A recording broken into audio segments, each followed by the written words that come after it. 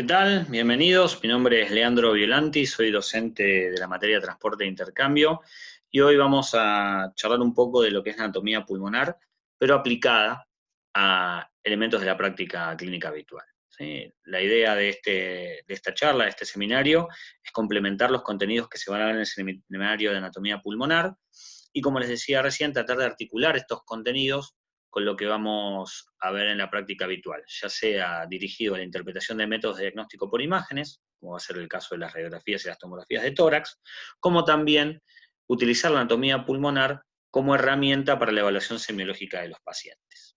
Así que básicamente eso es el temario de esta charla, algunos conceptos generales sobre anatomía pulmonar, sobre el sistema de conducción de aire, la vía aérea, las estructuras vasculares, tanto venas y arterias pulmonares como en los lóbulos pulmonares, algunas cuestiones que ya se han visto también en seminarios anteriores.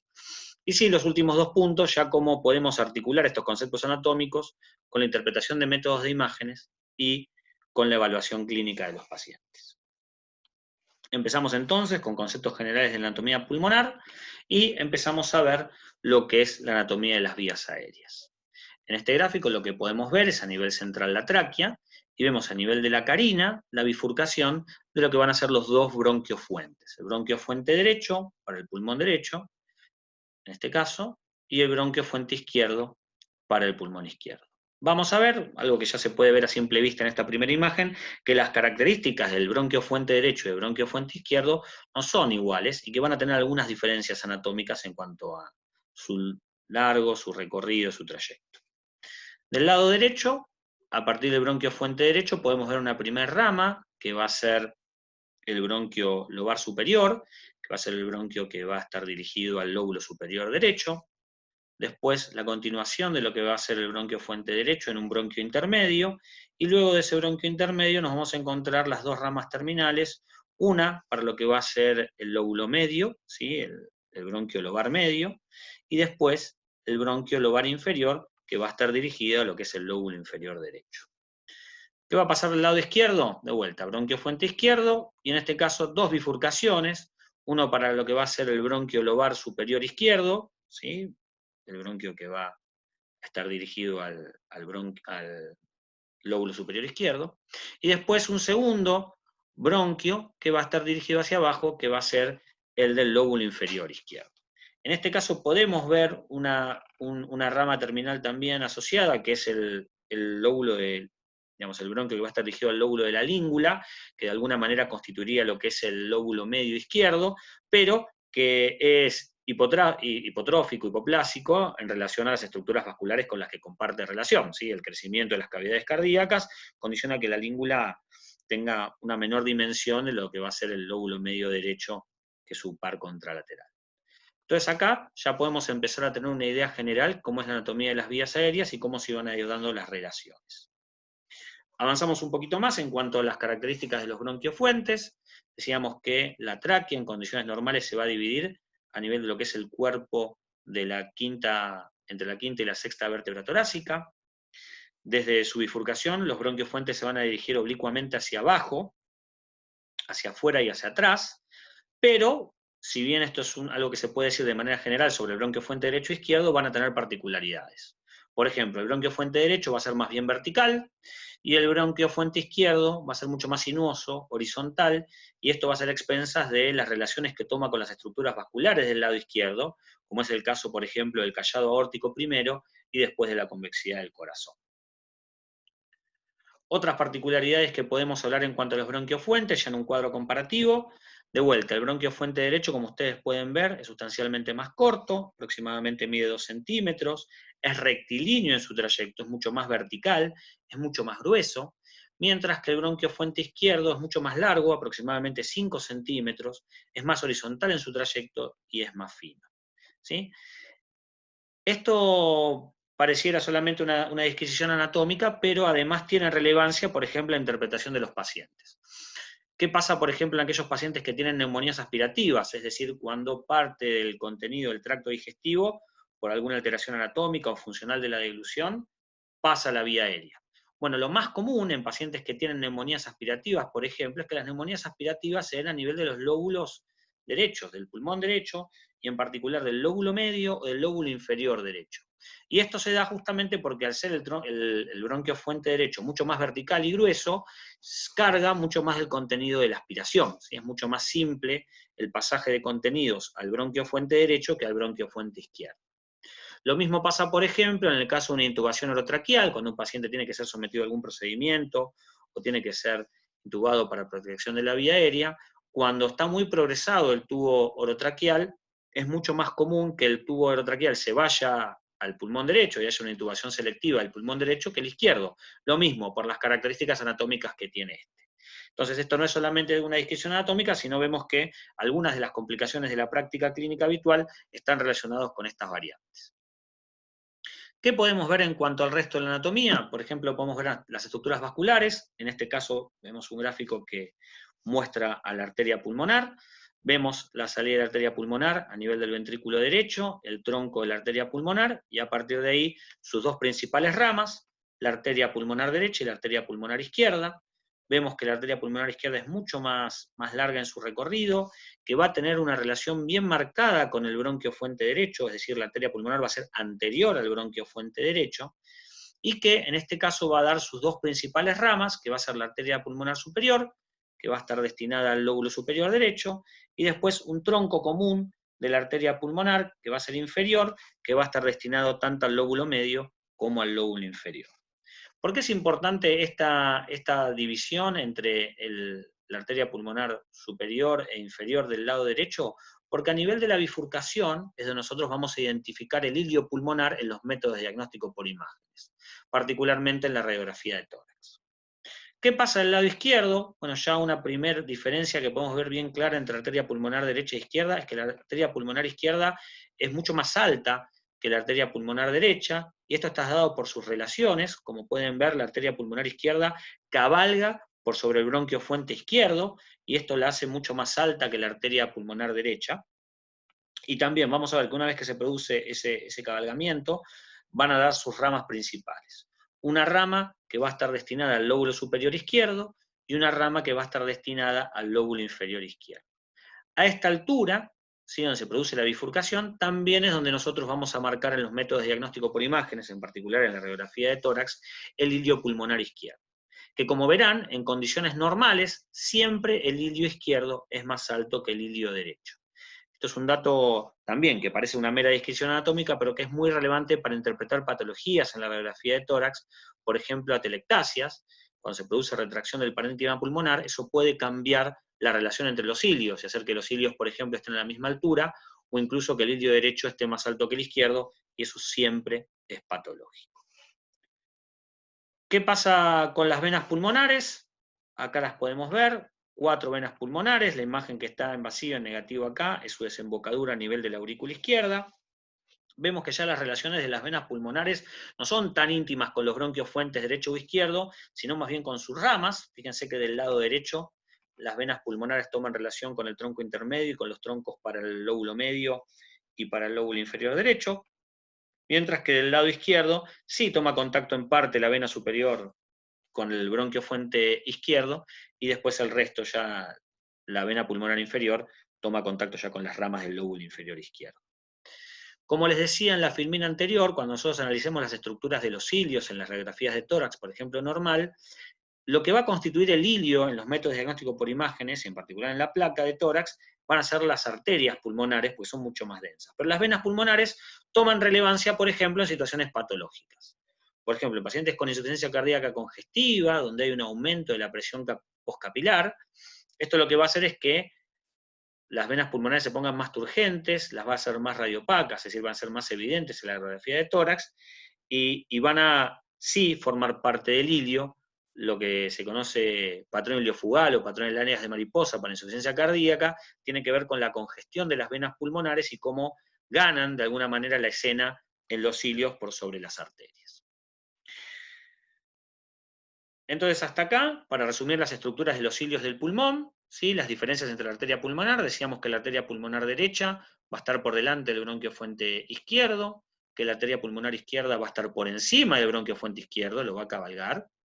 En cuanto a las venas pulmonares, que van a ir hacia adelante y por debajo de los bronquios fuentes correspondientes, dos por lado, esto ya lo charlamos, y si no hablamos demasiado, los vasos bronquiales van a estar por detrás de los bronquios, estos van a ser los vasos nutricios para el parénquima pulmonar. Entonces hasta acá pudimos ver las estructuras que constituyen los cilios, tanto del pulmón derecho como del pulmón izquierdo. ¿Qué pasa con el resto del parénquima pulmonar? Acá podemos ver una imagen donde a nivel central está la bifurcación, como lo habíamos analizado anteriormente, pero también podemos ver los lóbulos pulmonares y los diferentes segmentos pulmonares en sus diferentes proyecciones del espacio, ya sea su proyección a nivel anterior, como posterior, como en las caras laterales. Fíjense, un dato muy interesante, primero es cómo se produce la división de los lóbulos pulmonares, como podemos ver acá un espacio negativo, que van a estar dados por estructuras anatómicas que son las cisuras. ¿Sí? Las cisuras van a ser repliegues de la pleura que le van a conferir los límites anatómicos a los diferentes lóbulos. En esta proyección anterior del pulmón derecho y del pulmón izquierdo, fíjense que nosotros podemos ver una primera división entre lo que va a ser el lóbulo superior derecho y el lóbulo medio derecho, constituido por el segmento 4 y 5, y vamos a tener una muy baja proyección de lo que es el lóbulo inferior derecho. Y en el caso izquierdo lo mismo, prácticamente todo lo que vamos a ver en la cara anterior va a ser el lóbulo superior izquierdo, y una muy escasa proyección de lo que es el lóbulo inferior. ¿Cuál es su contraparte en la cara posterior? Cuando yo veo la cara posterior, puedo ver muy poca representación de los lóbulos superiores, tanto derecho e izquierdo, y mucha representación de lo que son los lóbulos inferiores. ¿Sí?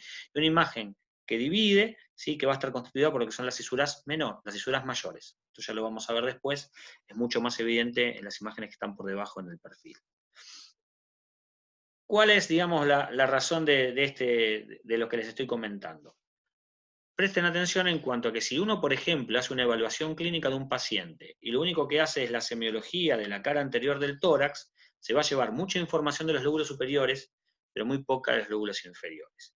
Y si uno hace una evaluación semiológica del tórax, lo percute, lo palpa, lo oculta de la cara posterior, va a tener mucha información de los lóbulos inferiores, pero poca información de los lóbulos superiores. Ni hablar si yo quiero tener información sobre lo que pasa en el lóbulo medio. Fíjense que el lóbulo medio tiene una proyección del lado derecho hacia anterior, pero también en la cara lateral tiene una proyección prácticamente sobre la axila derecha.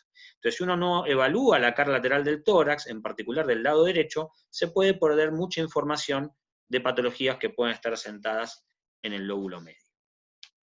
Fíjense, continuando con lo que es la proyección lateral, podemos ver dos líneas divisorias, decíamos una gran línea divisoria, ¿sí? Que va a ir de atrás hacia adelante, de arriba hacia abajo, que va a ser la cisura mayor, en este caso derecha, cómo comparte relación con la cisura menor. Entonces vemos en este caso que la cisura mayor va a dividir al lóbulo superior derecho del lóbulo inferior derecho, y la cisura menor va a dividir al lóbulo medio del lóbulo superior derecho. Esto es una imagen que podríamos ver también en el frente. En cambio, en su contralateral izquierdo, lo único que vamos a tener va a ser la cisura menor. Esta cisura menor le va a ofrecer el límite entre el lóbulo superior izquierdo y el lóbulo inferior izquierdo. Un poco más de la anatomía de los lóbulos pulmonares. Hablábamos entonces de la cisura mayor, que comienza a nivel de la quinta vértebra dorsal y se dirige de oblicuo hacia abajo, como vimos en el gráfico anterior, con un curso que es paralelo a la sexta costilla. Como vimos recién, se visualizan mucho mejor en los métodos de diagnóstico por imágenes de perfil, ya sean en los cortes sagitales de la tomografía de tórax, como en las radiografías de perfil de tórax. Y la cisura menor, que transcurre en un plano horizontal, que está aproximadamente a la altura de la cuarta costilla anterior, que en el frente habitualmente puede verse, ahora vamos a ver algunos ejemplos de radiografías de tórax donde pueden verse en la radiografía de frente la cisura menor. Así que esto es relevante, ¿por qué? Porque nos va a permitir hacer las disquisiciones de las diferentes estructuras anatómicas en los métodos de imágenes. Bien, entonces hasta acá vimos algunos contenidos de anatomía pulmonar. De vuelta, esto es complementario, solamente una referencia que nos va a servir para poder entender lo que sigue. Acuérdense que el grueso, digamos, de los contenidos de anatomía pulmonar va a estar en el seminario asociado. Y ahora lo que vamos a ver es cómo todo esto que estuvimos charlando se articula con la interpretación de los métodos de diagnóstico por imágenes. Empezamos entonces por la radiografía de tórax. Va a haber también un seminario dedicado exclusivamente a radiografía de tórax, pero acá la idea es que podamos tratar de encontrar todos estos parámetros anatómicos a los que estuvimos refiriendo en la placa. Hay muchas estrategias para poder analizar las radiografías de tórax, tal vez para los para los operadores, digamos, menos experimentados, lo ideal es una técnica concéntrica, en donde uno va viendo las estructuras desde la periferia hacia el centro y va tratando de discriminar lo normal de lo patológico. En este caso nosotros vamos a hacer una mera descripción anatómica, pero nos va a servir para empezar a entrenar el ojo en lo que es la interpretación de las radiografías de tórax. Conceptos muy generales. En la radiografía de tórax lo que nosotros vamos a estar viendo es la proyección de las estructuras anatómicas por la incidencia de rayos X sobre un chasis. Es decir, un emisor de rayos X proyecta rayos de rayos X contra el cuerpo humano y las estructuras del cuerpo humano generan una impronta en un chasis. Y a partir de ahí vamos a ver las imágenes de la radiografía. En condiciones normales, el aire, ¿sí? el aire que va a estar proyectado en la radiografía se va a ver como estructuras de muy baja densidad, es decir, se va a ver negro. Es por eso que el aire que está por fuera de la anatomía de la persona, el aire que está por fuera del cuerpo, lo vamos a ver negro, y en consecuencia también, como los pulmones son estructuras que están neumatizadas, también las vamos a ver con una disminución de la densidad. Entonces, en condiciones normales, los campos pulmonares en la radiografía de tórax deberían verse con una baja densidad, deberían verse negros. Mientras que otras estructuras, como son los huesos, o los músculos, o las partes blandas, se van a ver con una densidad aumentada, ¿sí? ¿Por qué? Porque los rayos X no van a poder atravesarlos fácilmente, y es por eso que vamos a ver todas las estructuras óseas y de partes blandas con una densidad aumentada, es decir, blancas. Lo que podemos ver en la radiografía de tórax entonces, si vamos de afuera hacia adentro, es por ejemplo la proyección de las clavículas, llegando a la línea media. Podemos ver por detrás lo que son los cuerpos de la columna vertebral, condiciones normales. Cuarta, quinta apófisis espinosa se puede ver proyectada entre la línea de las dos clavículas. Podemos ver hacia afuera las escápulas. Desde el punto de vista técnico, una radiografía de tórax es de buena calidad si las escápulas están por fuera de los campos pulmonares para mejorar la interpretación de lo que está pasando en el parénquima pulmonar. Podemos ver la proyección de las clavículas. Acuérdense que la radiografía de tórax es bidimensional, es decir, yo estoy viendo todas las estructuras en el mismo plano, entonces yo puedo ver el trayecto anterior y posterior de las clavículas superpuestas. Por ejemplo, en el caso de esta clavícula, yo puedo ver esta que es la parte posterior de las clavículas, y después la parte anterior. Ahora las veo todas en el mismo plano. Vamos a ver en otros seminarios que hay algunas formas de poder discernir qué estructuras son anteriores y posteriores en la radiografía de tórax, que es algo que excede lo que estamos charlando hoy. Entonces, decíamos, podemos ver la proyección de las clavículas, hacia abajo podemos ver la proyección de los diafragmas, el hemidiafragma derecho y el hemidiafragma izquierdo, siendo casi siempre el hemidiafragma izquierdo superior, el hemidiafragma derecho superior al hemidiafragma izquierdo en relación a la impronta del hígado y cómo el hígado lo propulsa hacia arriba. Y después podemos ver los campos pulmonares, los cilios, que era algo de lo que estábamos charlando hoy, ahora vamos a desarrollar un poquito más, y en el centro la silueta cardíaca con las estructuras del mediastino. Básicamente lo que vamos a charlar hoy es todo lo que está pasando adentro, ¿sí?, de los campos pulmonares. Una breve referencia al mediastino, como para saber un poco más de lo que estamos charlando, ¿sí? Fíjense, esto es un gráfico que está superpuesto a la imagen de la radiografía de tórax, en donde del lado derecho, esto es algo que también ya tratamos en talleres y habilidades previas, podemos ver la vena cava superior, la aurícula derecha, hacia el centro del ventrículo derecho, y constituyendo lo que es el borde libre izquierdo de la silueta cardíaca, la pared del ventrículo izquierdo. Hacia arriba, la língula, que en condiciones normales no debería verse, que es una proyección de la aurícula izquierda, la arteria pulmonar, que como ustedes pueden ver, la arteria pulmonar izquierda es la que va a formar prácticamente todo el ilio izquierdo, y su bifurcación, que es donde vamos a marcar el ilio izquierdo, y por encima de la misma, el botón aórtico, el botón del callado aórtico. Del lado derecho, si bien no está representado en el dibujo, también podemos ver, ¿sí?, al ilio con su estructura vascular, y básicamente de vuelta lo que lo constituye van a ser la arteria pulmonar. La rama superior de la arteria pulmonar derecha, la rama inferior, y en el punto de la bifurcación, donde vamos a marcar el ilio derecho. Entonces, vemos lo que se veía en los gráficos también acá en la placa de tórax: ilio derecho a esta altura, ilio izquierdo a esta altura. El ilio izquierdo es más alto que el ilio derecho, por las relaciones anatómicas que tienen principalmente con los bronquiofuentes.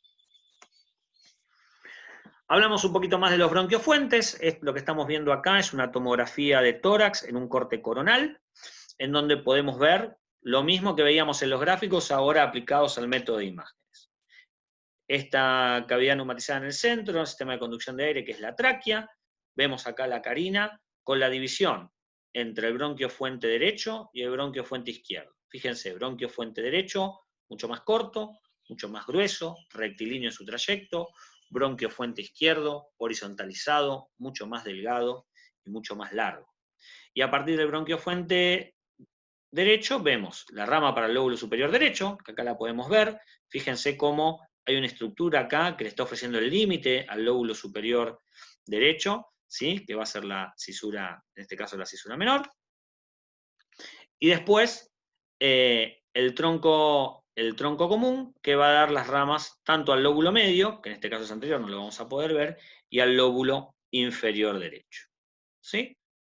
¿Qué pasó del lado izquierdo? Lo mismo, podemos ver el bronquiofuente izquierdo y sus divisiones para el lóbulo superior izquierdo y para el lóbulo inferior, dividido acá por la cisura.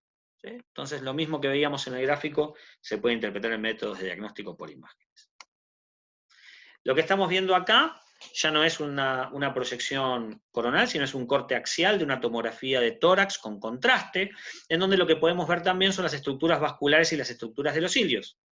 Fíjense, acá a nivel anterior tenemos el esternón, la aorta, en este caso la aorta ascendente, este es un corte que está a la altura, digamos, a la altura de la división de los bronquiofuentes, o sea que podemos ver tanto aorta ascendente como aorta descendente.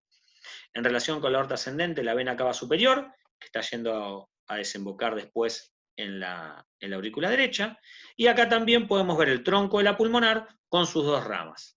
El tronco de la arteria pulmonar derecha y la arteria pulmonar izquierda. Y fíjense cómo toma relaciones tanto con el bronquiofuente derecho como el bronquiofuente izquierdo.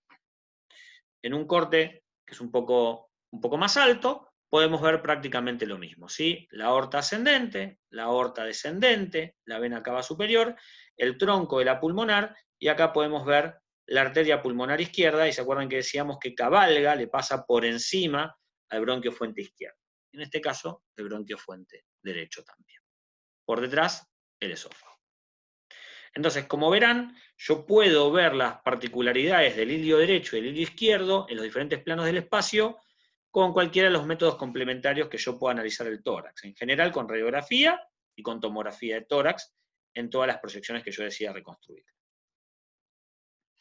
Volvemos un poco más a tomar información de los cilios pulmonares. Entonces, fíjense de vuelta, una radiografía de tórax normal, donde yo puedo ver, el ilio derecho y el ilio izquierdo. El ilio izquierdo constituido principalmente en condiciones normales por la arteria pulmonar izquierda y el ilio derecho por la arteria pulmonar derecha, y acá donde puedo ver también sus ramas. ¿Sí? En este caso, fíjense que yo puedo ver una imagen negativa que tiene que ver con la tráquea, y también puedo ver una imagen negativa donde puedo ver la disquisición, la división entre los bronquiofuentes derechos y el bronquiofuente izquierdo. Dependiendo de la técnica y del kilovoltaje y el amperaje que se utiliza para las placas, a veces es mucho más evidente la imagen negativa de la tráquea y de los bronquiofuentes. Eso depende mucho de la técnica con la que estén hechas las radiografías. Pero de vuelta, se puede evaluar exactamente igual todos los reparos anatómicos que estuvimos charlando al principio de la charla por métodos de diagnóstico por imagen. Esta es una tomografía de tórax, que lo que tienen son múltiples planos superpuestos de las estructuras vasculares, una tomografía de tórax con contraste, en donde podemos darnos una idea justamente de lo que estábamos charlando antes, de la proyección de los vasos en cómo los vemos en la radiografía. Tenemos una imagen central, que esto va a estar dada por la aorta, ¿sí? Podemos ver ahí la aorta torácica. Podemos ver por detrás acá una estructura circular que va a estar dada por la aurícula izquierda. Fíjense cómo uno puede ver cómo están desembocando las venas pulmonares en la aurícula izquierda. Y después por encima podemos ver a las arterias pulmonares. En este caso la arteria pulmonar izquierda, con sus ramas para el lóbulo superior, que tenemos la rama para el lóbulo inferior izquierdo, y la arteria pulmonar derecha también, con sus ramas para el lóbulo superior y con sus ramas para el lóbulo inferior y el lóbulo medio, que no lo estamos viendo por el tipo de corte coronal que tenemos. Entonces también, tomografía de tórax con contraste, acá con alguna digamos, variabilidad en la técnica como para poder ver bien las estructuras vasculares, donde podemos ver las estructuras del ilio. Para redondear entonces lo que estábamos charlando de interpretación radiográfica de los ilios, desde el punto de vista radiográfico lo que le da mayor visibilidad a los ilios son los vasos, en particular las arterias pulmonares. Decíamos que a la derecha la opacidad iliar superior se relaciona con la arteria pulmonar ascendente, que es el punto donde se marca el ilio derecho, mientras que a la izquierda la opacidad iliar superior está formada por la arteria pulmonar izquierda, inicio de sus ramas, que es ahí también donde nosotros vamos a marcar la altura del ilio izquierdo. ¿Sí? Y como al cabalgar la arteria pulmonar sobre el bronquio fuente izquierdo, siempre el ilio izquierdo va a ser más alto que el ilio derecho en condiciones normales.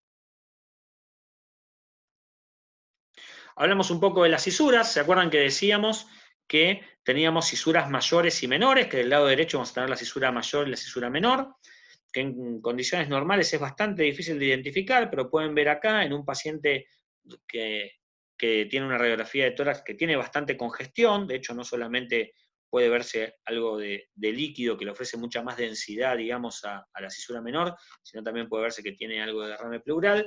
Este paciente se puede ver claramente la cisura menor, que en este caso está dividiendo al lóbulo superior derecho del lóbulo medio derecho. Si yo hiciera una proyección de perfil, también podría ver las estructuras. Acuérdense que en el perfil, sobre todo el lado derecho, yo lo que puedo ver es una línea oblicua que va a separar al lóbulo superior del lóbulo inferior, que va a ser la cisura mayor.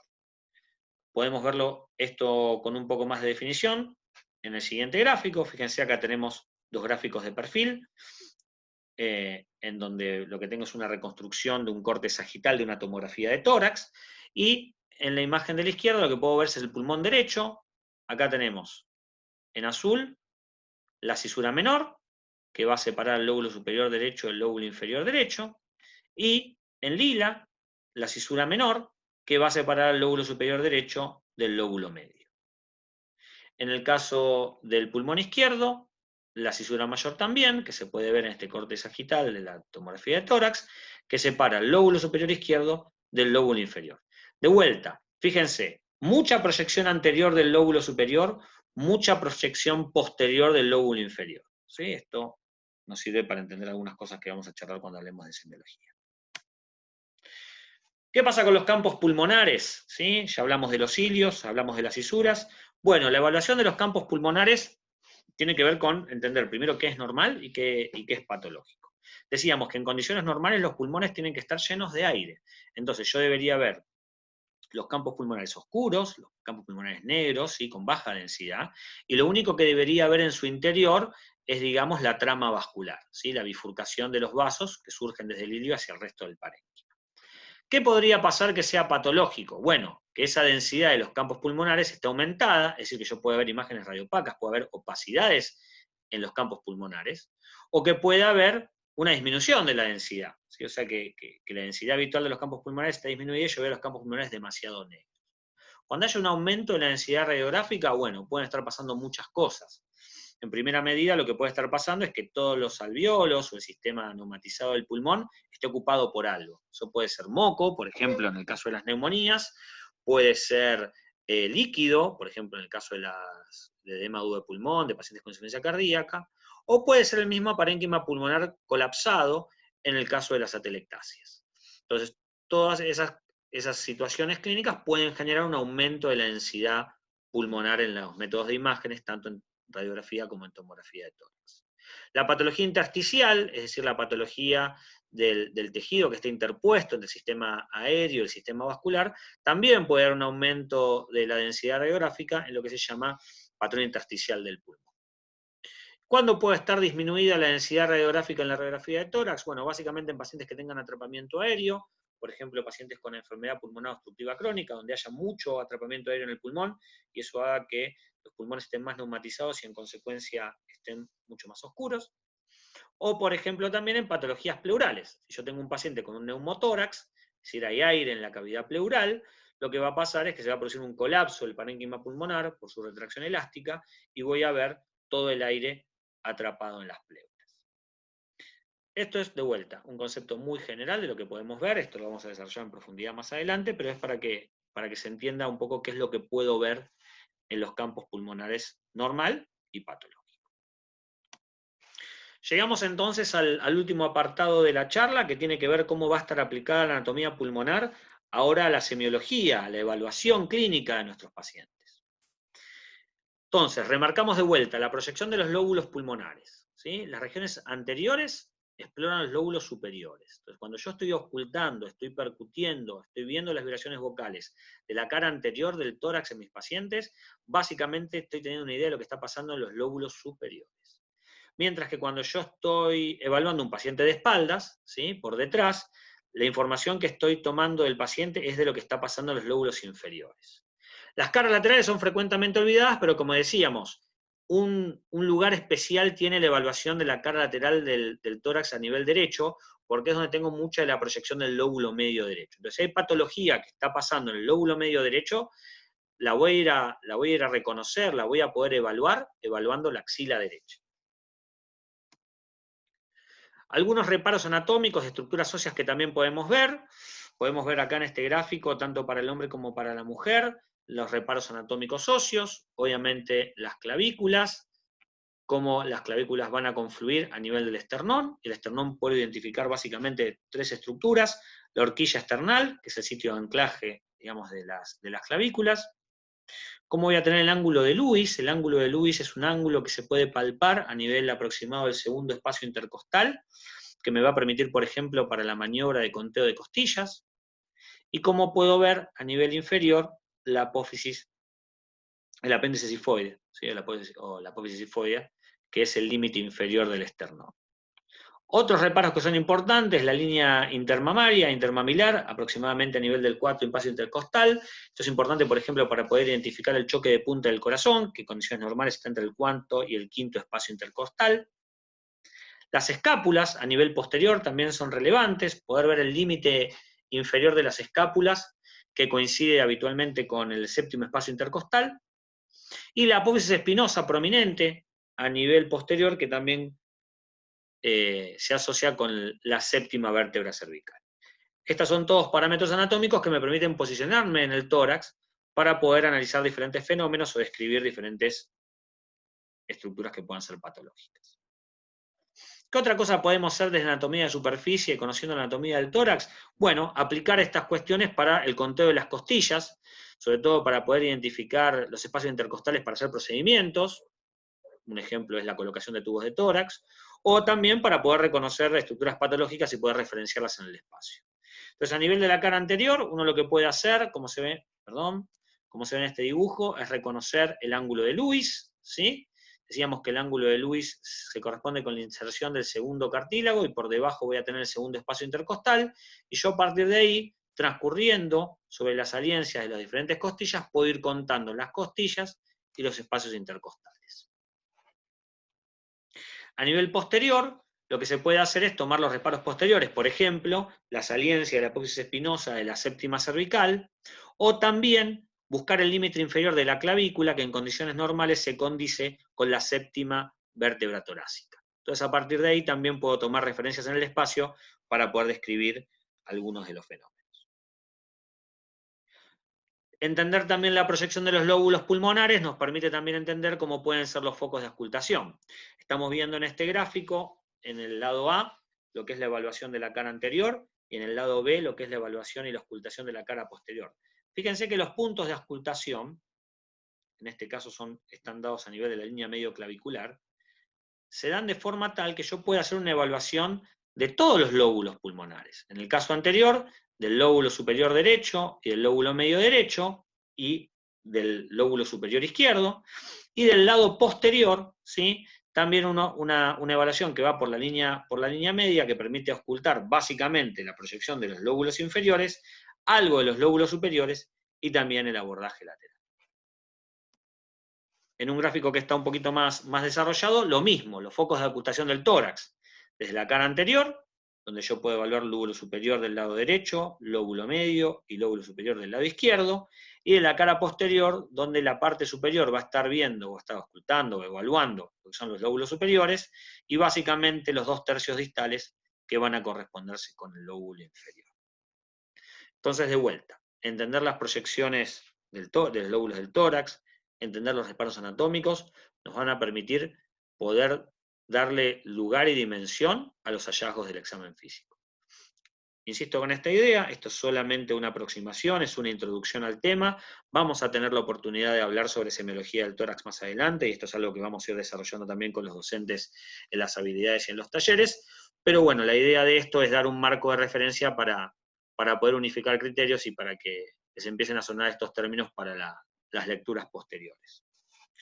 Así que bueno, eso es todo. Espero que, bueno, que esto les haya servido. Obviamente que está el contacto con el resto de los docentes de la cátedra y conmigo para dudas. Y bueno, nos estamos viendo. Hasta luego.